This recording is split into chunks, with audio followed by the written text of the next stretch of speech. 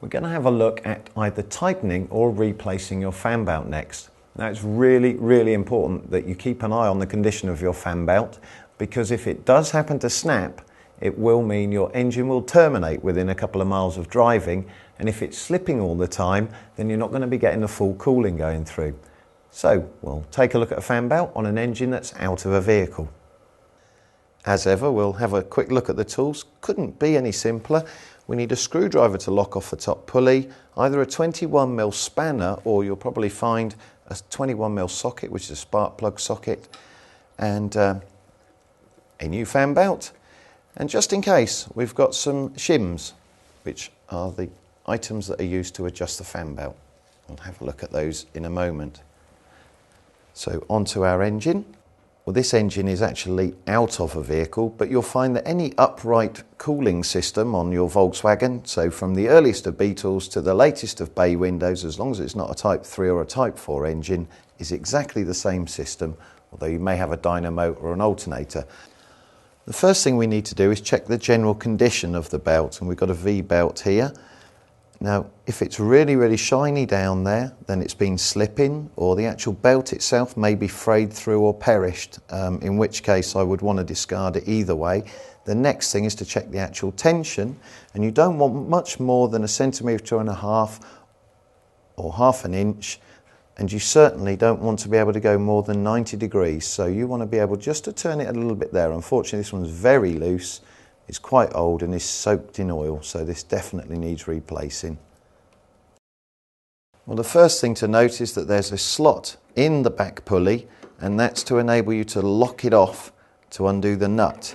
Now, the pulley can be moved with the spanner or the socket, whichever you're using, both ways, but we're looking to move it slightly past the little web. Again, depending on the dynamo or alternator, it'll be in a slightly different place, but the principle's exactly the same. So all you're looking to do, put that down, engage it, and then of course anti-clockwise to undo. They can be quite tight, but a quick push on there and it will come off. Now once you've got it slack, you can put your screwdriver down, because you're going to need two hands here, because you don't want to drop all the shims. So it's probably best just to take the nut off by hand for the last bit. And you want to catch this part and any other spacer shims that we've got underneath, and put them all somewhere safe. So now we can simply remove the fan belt, and normally you'd be able to put one straight back on, but as we've seen, this particular belt is soaked in oil, and we can see some oil up here. Now we are fixing the oil leak on this one, but normally just give that a quick visual check and you're ready to put your new belt straight on. So before we put the belt back on, just a quick explanation of how the fan belt tightening works, unlike an alternator on a modern car. Now we had the shims on the outside, they are the spares, and here we have the ones that are actually doing the work. Now basically we have a chamfer, an angle on the face of the two pulley surfaces, and these shims enable the pulleys to go together, and the closer they are together, the higher up the belt goes on these pulleys and the tighter the belt becomes. Well, with the shims entirely taken out, we can see how that V gets closer together.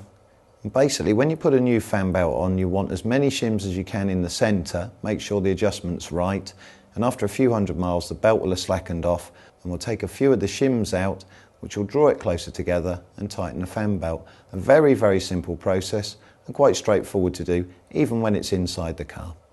On older style pulleys that you'll usually find on dynamos rather than alternators, you'll have these two slots here, a small one and opposite a longer one.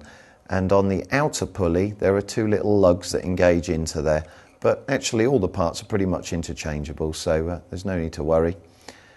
Now when we go to put the new belt on, we put the original stack in there, and because we're putting a brand new belt on, those ones we had on the outside, the spare ones, we're going to put those in to start off with. Now, it is a little bit of trial and error to make sure the tension's right with the new belt, but rest assured, after a few hundred miles, we check the condition, we'll probably have to take them back out again. So here is our new fan belt, freshly arrived from Just Kampers. And of course, don't forget, you may wish to order a couple of these brand new shims just in case, because a lot of mechanics who don't know what they're doing with Volkswagens actually throw those shims away. So it's just a case of slotting it down, hooking it over the bottom and putting it up.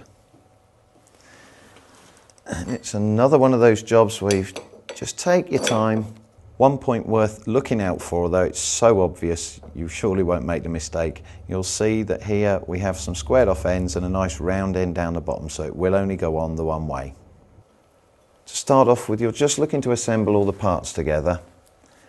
Remember that the big washer on there, and if you've got one, a little locking washer, but as long as you do this up tight, they don't usually come undone. You certainly don't want it coming undone, or else it's going to spell disaster for your engine. So hand tight to start off with, and then with your ratchet or the spanner, remember it's usually a 21mm, but occasionally you might find a 19mm spanner. Tighten it up a little and then let the whole pulley go, and you're looking to see the belt rising up on there, and it will tighten up a little bit, and just nice and gently. If anything doesn't feel right on the thread, stop, take it off, check it out again, because you don't want to damage that thread. Otherwise you'll be replacing your dynamo or alternator unnecessarily. So turn it round till you're near where your little lug is on the inside of the casting for the dynamo or the alternator. And then, same as before, but we're tightening it up this time. There we go.